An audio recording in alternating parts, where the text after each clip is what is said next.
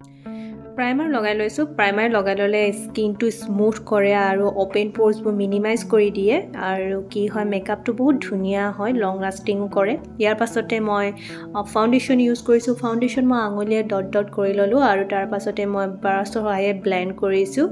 কেতিয়াবা মই আঙুলিও ব্লেণ্ড কৰোঁ। যদি আপোনালোকৰ ওচৰত ব্ৰাছ নাই তেনেহ'লে আঙুলিও ব্লেণ্ড কৰিব পাৰে। এতিয়া মই কনচিলাৰ ইউজ কৰিছোঁ। কনচিলাৰ ইউজ কৰি ল'লে আমাৰ চকুৰ ডাৰ্ক চাৰ্কলবোৰ নাইকিয়া কৰি দিয়ে আৰু এটা ফ্ৰেছ লুক ক্ৰিয়েট কৰে। তাৰ পাছতে মই ইউজ কৰিছোঁ পাউডাৰে মেকআপটো মই শ্বেড কৰি লৈছোঁ। ইয়াৰ পাছতে মই ইউজ কৰিছোঁ ব্লাছ। এইটো ক্ৰীম ব্লাছ হয় আৰু ব্লাছো মই ব্লেণ্ড কৰি লৈছোঁ আৰু নাকতো এটা ধুনীয়াকৈ স্মুথ ব্লেণ্ড কৰি ল'ম কাৰণ লুকটো বহুত ধুনীয়া লাগে।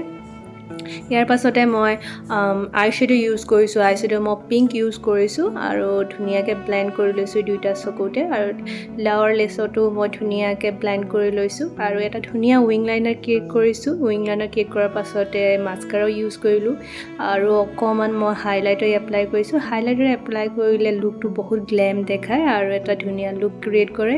ইয়াৰ পাছতে মই ইউজ কৰিছোঁ লিপষ্টিক। লিপষ্টিকৰ লগতে মই ইউজ কৰিছোঁ লিপ গ্ল'ছ। লিপ গ্ল'ছটো লগালে লুকটো বেছি ভাল লাগে আৰু ধুনীয়াকৈ ওলাই পৰে মেকআপটো আৰু এয়া মোৰ ফাইনেল লুক। এই লুকটো আপোনালোকে ভিডিঅ'ত নিশ্চয় ট্ৰাই কৰিব।